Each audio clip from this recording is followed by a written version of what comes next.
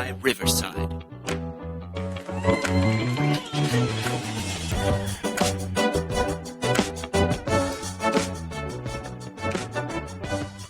Hello, and welcome back to TheSadFan, where we talk about the good, the bad, and everything that made us sad from this week. And it was a crazy sports equinox in a way, I guess, because we get the end of the tournament for both women's and men's, and we get the start of baseball season. We had crazy news out of the fighting sports. And then we're getting down to like the nitty gritty in NBA and NHL. So it's a busy week. We got a couple months left in the NBA, right? We've still got to get through April and May. Well, but NHL is there for sure. Well, in terms of like before the playoffs, like there's only a few games left. Yeah, what is it? So yeah, but NBA plays into May, right, with their regular season? No, I think there's like less than 10 games left. Yeah. So we've got end of April. Warriors are on a winning streak. The Blazers are eliminated. Cool. I'm glad we covered both those things. Lakers are climbing. Yeah, the Lakers are climbing. Did you see LeBron's comments last night, by the way? I didn't. Or night before last, because I'm in a different country. Sorry, everyone. He said, yeah, I'm glad we got the dub, but overtime definitely didn't help our bodies. Like, we get it, LeBron. We get it. You're older and work harder than everyone else. No, actually, we thought overtime was going to be great. It was like getting into a hot ice bath. It makes no sense. Kraken have been winning, so they got a little bit more cushion on the wild card. I think they're absolutely in at this point, right? No, not yet. I think like one more win, they got it. Because they dominated Arizona. They dominated. They did like 8-1. Yeah. So it's very interesting to watch them enter the tournament after their second year. But we're going to start off again with what made us sad, and I think we're all in agreement. It's a different aspect of the women's championship. So as Wes, not to get hamstrung by what made him sad, we'll just start with you, Wes, because you're perfectly valid in what made you sad this week. I mean, I think as I talked about last week, I was kind of rooting for Iowa and I picked them to win the women's championship. I picked them over South Carolina, which they got the dub. And I think I had Virginia Tech over LSU, but either way, LSU won, and then they beat Iowa in the championship. And I was kind of wanting Caitlin Clark to get a ring, just because she's such like an incredible player to watch. So I was a little sad there, but that's pales in comparison to everything else that's happened afterwards. Yeah. So, and luckily Caitlin still has another year of eligibility. At least she's only a junior, so two. Right. That's why I was saying at least the one. Yeah. So if she has the COVID year, then I mean, we're going to see her for at least one more year, if not two. And who knows? Maybe a repeat next year. It'll be interesting. I think that's what all rational fans are hoping for, is to see LSU and Iowa again. We'd love to see this turn into a rivalry, because those of us that have actually played sports and enjoy the trash talk and enjoy going at our competitors in what appears to be a totally respectful way from anyone that's ever competed in their life. Like, I would fully expect another competitor to come at me the way Angel Reese went at Caitlin Clark. Absolutely. I don't want to go too far into that, because that's a rabbit hole we're definitely exploring before addressing what Wes said. Wes didn't know all the things that happened after the game. He just wanted to see Michael Jordan win a championship. That's all he wanted to see. As soon as the game was over, like, I pretty much like shut off like social media, and like until like today, I really had no idea all the mudslinging that was going on. And I'm just like, why? Why do we always have to get into this? Yeah, why couldn't we just enjoy a great game? Like, because Iowa did. A lot of people don't understand that LSU appears to have blown out Iowa in the fourth quarter, because Iowa made a crazy run in the third quarter to pull the game back into reach. And you're just done. You're just exhausted at that point. Like, you put everything into that third quarter. It's like, I don't have anything left. I've left it all out on the court. There's nothing left to do. And LSU appeared to have a better game plan than Iowa did. So leads us into kind of what got you a little bit sad, Chelsea, in the Kim Mulkey front, because it does appear she did outcoach the coach on the Iowa side. Right. And there is absolutely nothing that I have to say about Kim Mulkey that it has to do with her coaching or her years as a player. I think that in terms of her accomplishments, she's incredible. I mean, Michael Jordan did give her induction speech into the Basketball Hall of Fame. She is well known for her accomplishments, and that's fantastic. But the thing is, and the thing that I think got lost between some of this stuff that, like all the stuff that's happening with the players, is that the reason why she wears these ostentatious jackets and outfits is to literally hide the actual crap that has made headlines over the years about the type of person that she is. And she is not a person that I ever want to actually know.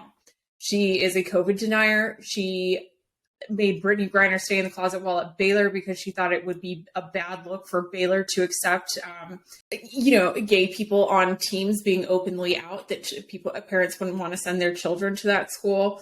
Would not even write a letter of commendation for Brittany Griner while she was in detention in Russia, which, is something we have talked about a lot on this show. It was something that we were really concerned about, particularly as her vulnerable status as an out member of the Black LGBTQ community. And she's also has had some questionable responses around sexual assault cases, both at Baylor and LSU.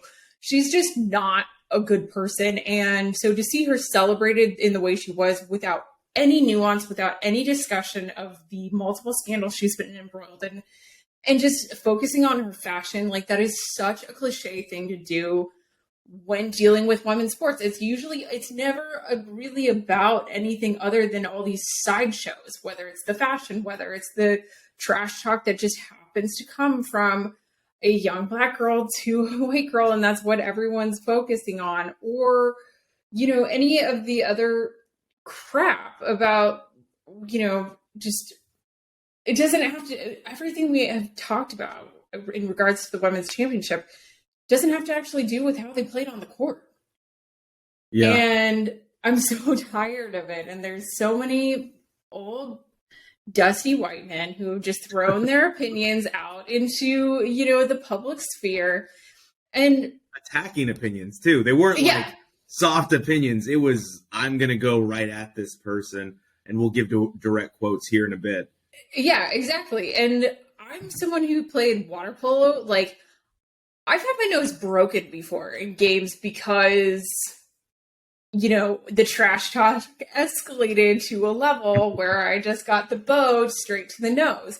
Like, what, just a little bit of hand flashing, I would have been like, okay, that's funny, girlfriend. Like, keep going. Like, I'm coming back for you. But there was nothing that ever crossed a line with what the players did. I thought that they actually worked really hard and played an excellent, entertaining game that lots of people were tuned into, and we should celebrate that. Absolutely. But at the same time, like, there should have been more discussion about Kim Mulkey. And I'm really kind of just a little bit disappointed in the broadcasting companies for not mentioning any of that at all, even though I understand a lot of her positions are a lightning rod in this country right now. So I mean, like, I probably didn't do our company a big service when I called Keith Olbermann out loud a bleeping male appendage head. But he was. And here's the thing. I was getting irritated because everyone went right at Dave Portnoy, who we all know to be, which I'm costing us probably another teabag. I'm costing us probably another possible outlet that could pick us up if we continue to gain popularity. Whatever. But you know what? I don't know that I want to work for such a douchebag like Wes said. I'd be out in a second, honestly. So we're so used to that company doing stuff that's racist or coded. And it's funny because everybody in Boston's like, hey, we're not them. Like, don't really, but you get Boston. I mean, you keep producing these people, like the guy on the radio show that literally called Mina Kimes a nip, not even the same race, by the way. And then he tried to say he was talking about the little bottles. Boston, you keep doing this. I'm sorry. Like, I know that's old news because we move at hyperspeed now.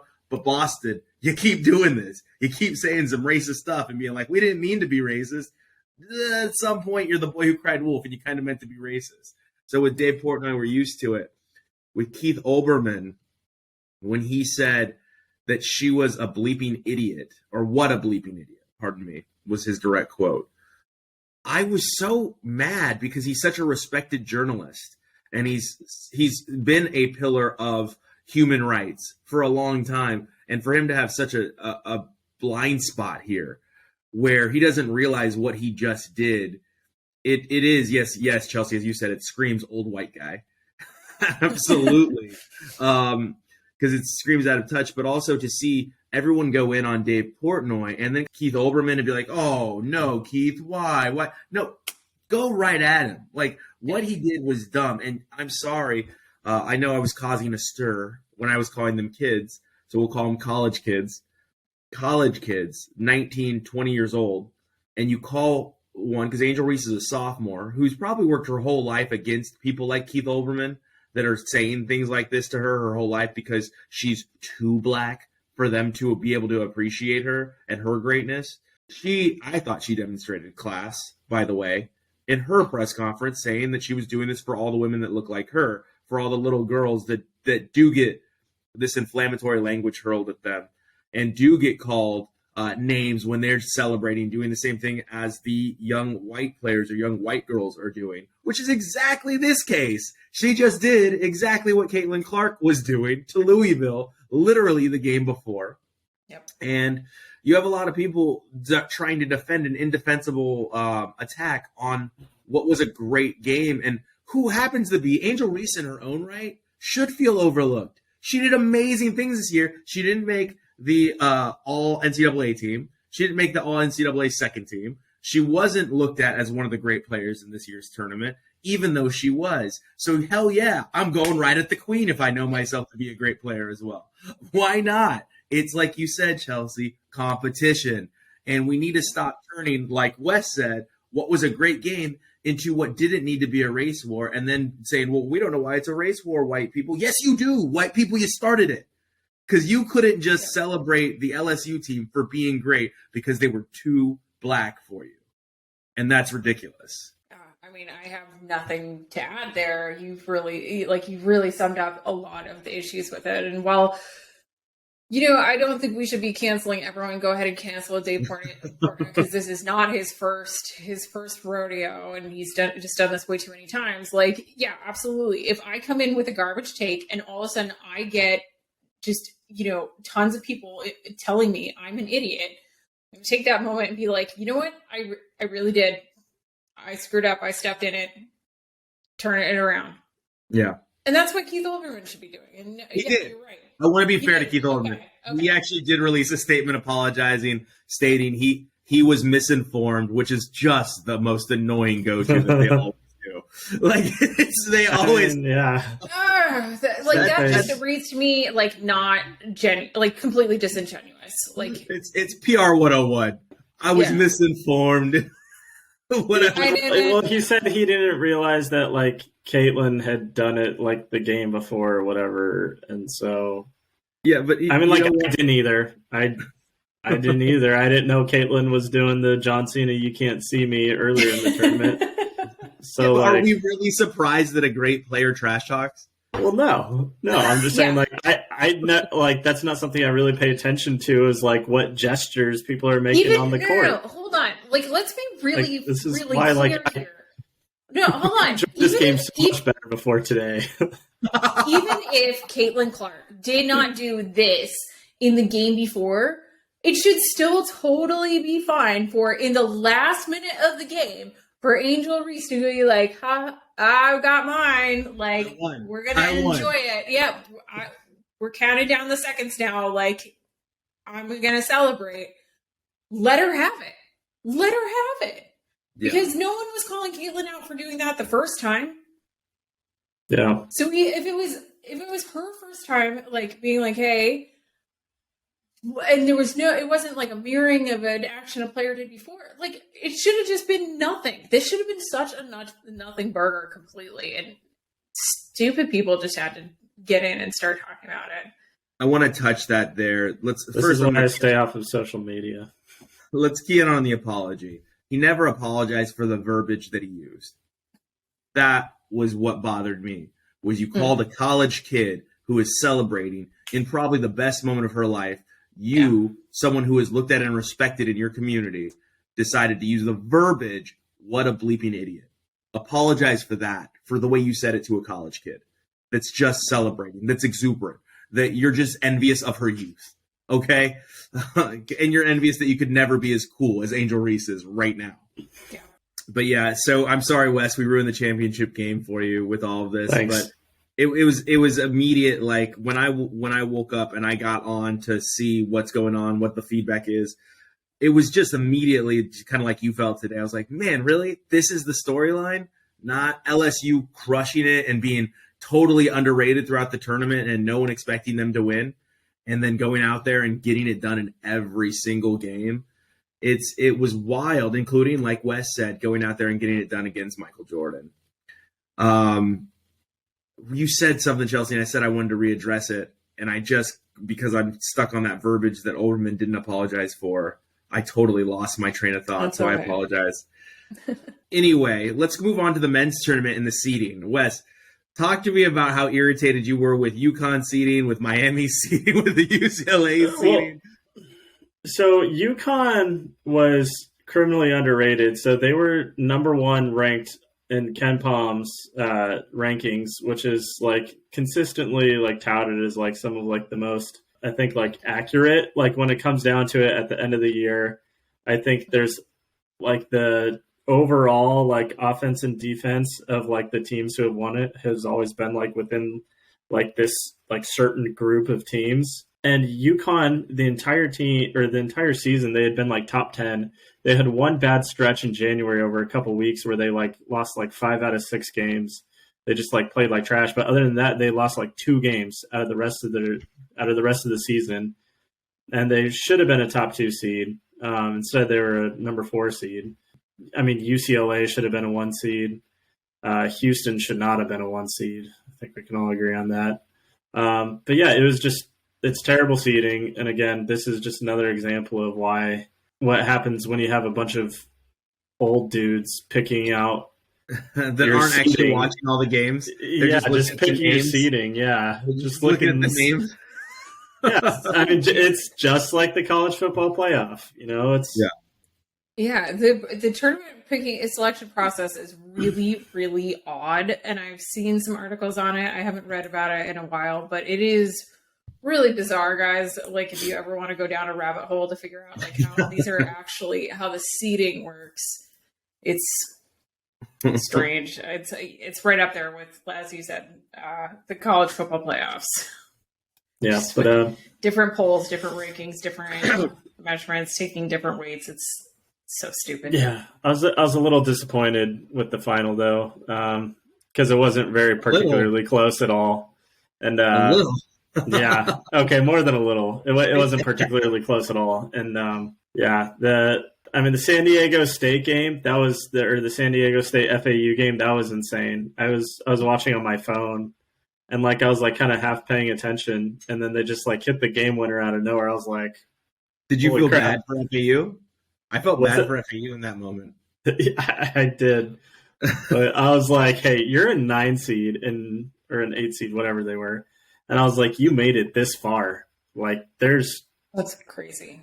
Yeah, like there's nothing to be sad about. Like, you made the Final Four. Not many schools can even say they made a Final Four." That's very true. We have one. We have one Final Four. Yeah. Okay. Come on, get your head in the game. Right. Yeah. Now, it's interesting because a lot of people were also thinking FAU was underseeded. The FAU, lots of people weren't paying attention because of the league they were in, but FAU was really good all year long. Well, yeah, but at the same time, though, you have teams like Gonzaga and Houston who typically get overseeded just because like they play in a crappy conference and they dominate the conference. And then like they just, when it comes down to it, they usually choke in like the Elite 8, Sweet 16. So overall, did we like this tournament, the women's tournament was phenomenal. I don't have to ask there. The women's tournament was great in every level. But did we actually like the men's tournament, or were we just all tuning into the men's tournament? I mean, it had a bunch of crazy upsets. Yeah, but when we look back and we talk about the reseeding, I mean, I don't like it because my bracket sucked, but so when it comes to like actually watching the game, I just get so frustrated that this is the only league where games are played in halves.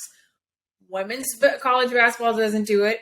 I've never even seen a high school team that's played in halves. It's always been quarters. It was quarters at my like little youth ball YMCA league. What is going on in the college universe that makes college men's games two halves instead of quarters? Like, it makes no sense whatsoever. And it is quarters. It's just 2 quarters. They never finish a game. Yeah, they always end in half. Exactly. It's just, but Frank, you were saying something that when you said it, it kind of clicked and it made sense. Like, it slows down the game a lot and really just pulls the excitement right out of it. And I think the longer that I've gone and watched, college basketball and NBA and all of it, I'm not as excited for these games anymore. I kind of only just really want to watch the last 4 or 5 minutes of a game. And the women's tournament was so much more exciting. Yeah, it really was. It was so much better. And also, in terms of the broadcast too, I find it really annoying that the broadcasters this year, more so than I've ever seen before, during timeouts, during in between quarters and everything, we're pulling the coaches aside and having full-blown conversations and interviews with them instead of letting the coaches go to their teams and discuss with them. And usually there's kind of a throwaway question, as a football coach is going into halftime or coming out of it. But this was full-blown conversations, and it just felt really detracting, dry, but because they all said the same thing, we'll just turn it around. I mean, that's what every coach does. Yeah, we're gonna go into half. We're gonna look at the tape. We're gonna regroup, and we're gonna come out here. When they're getting all the boards, there's not much you can do. We got to get something in these guys. We got to get the fire going so we can go up against them and get those boards. And I think that's really what's going to lead to some points on the board. Which is more than they were honestly saying, in these interviews. It was terrible, but they were holding them there for a couple minutes each time. And I just felt like that detracted so much. And even especially during a timeout. What are we doing? I love what you said there. Yeah, you're right. I do think it dragged. There are teams that take advantage of this, like the Virginias, the San Diego States, even Miami to a certain extent, that will drag a game into the mud because they know they have that half, the super long shot clock, and they will just drag the game all the way into the mud and make it super slow. So I'm with you. They need to go to the quarters because the women's game was amazing and how fast paced it was, how technical it was, how exciting everything was. And I think that's what MLB is doing, right, Wes? They're trying to speed up their game and pull it out of the mud. Yeah, so I went to a Mariners game last night, and let me tell you, it was a lot more exciting than I've ever seen in baseball for a long time. So the new pitch clock is, so it's 15 seconds with bases empty. It's 20 seconds with runners on base. And basically, unless a runner advances on the bases, the pitcher has two opportunities for them to step off. And that includes trying to pick somebody off, at first base or whatever. That was Chelsea's question in the production meeting. Yeah, so if they try to pick somebody off more than 2 times, that's the balk, and the runner advances. So the pitcher gets the base. Yeah. And this is nuts.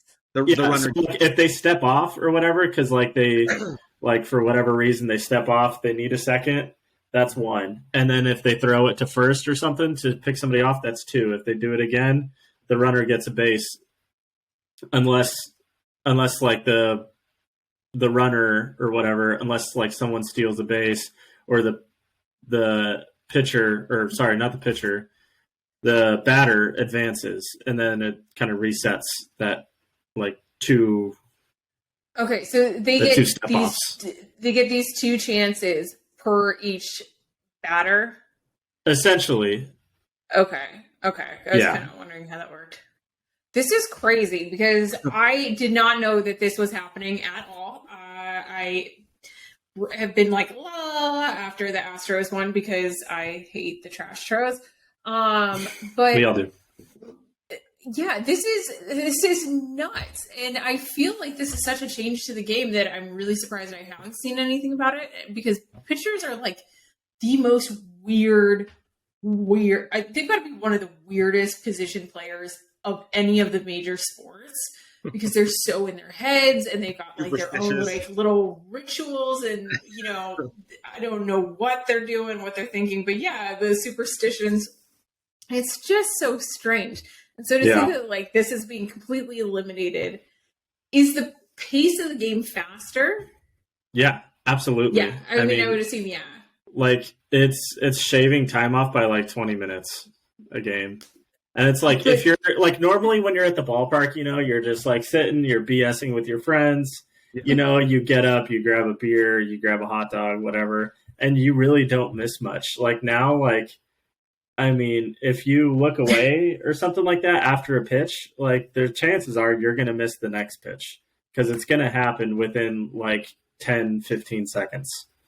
Oh, I was just going to say, I'm surprised that this isn't just like an extra innings rule, but that it's for the whole game is what's kind of nuts. Yeah, the entire game. They're trying to change the culture. Yeah. They're trying to speed up the game. They're trying to bring new fans in.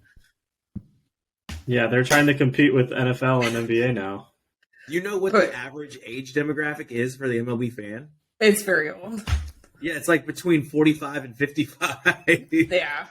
No, I get it. Yeah, it's just that it's all those old white guys like in the stands with their clipboards, still taking manual notes and stuff. Taking a manual scoreboard. Yeah. Like in Fenway Park, the manual scoreboard at the back where they still hang. When I was growing up in Eugene, like we would go to the single A baseball team there, the Emeralds, and there were always like, every time I went, there was like always like the same like group of like dudes or whatever that would sit behind home plate, and they would just old ladies. It was old ladies. There were no men. That was the craziest thing. It was only little old ladies who sat there very diligently marking their like special custom made every ball, every strike, sports. Every error. It was. I'm like, nice. And they still found time to like quilt or crochet or something like that in between. We used to call them, they were crazy. Stat girls is what we used to call them. Stat girls. Probably have to change that. They probably what do you do with all those stat sheets? Like, you keep them in a box in your house until you end up on Hoarders. Everyone knows your house ends up on fire because you have so much paper. I went to Hoarders. You went to death. I never said death. I just said house on fire. Yeah, no, they probably just made little scrapbooks or something real cute. I don't know. They were always very interesting people. But what I was going to say, Chelsea, is have you ever seen the movie Major League? Sorry, I get all these baseball movies confused from the 90s. Is it the one with the girls? No, playing? so that's a League of Their Own. Okay. Yeah, Major League is with Wild Thing, with Charlie Sheen. No, I haven't. Oh, when you were talking about the rituals and all the superstitions, I always think of the movie Major League, because when they go into the clubhouse, they all have their superstitions. Like one guy's like meditating in front of his like yoga troll, and he's like talking to the troll and everything like that. And then they have got like the Asian player from overseas that like has all his rituals and stuff. And it's so funny because every time people talk about rituals and superstitions, I immediately think of Major League. But it was opening week, pardon me, while we were off. And there was I think we should end on this note. There was a proposal that went terribly wrong. Chelsea, what happened? So a guy just jumps over the railings, makes his way out into the outfield at Dodger Stadium, gets down on one knee, and then all of a sudden through the stadium loudspeakers, you hear, wait, what song was it? Why did my mind just blank? What was the song? I don't know.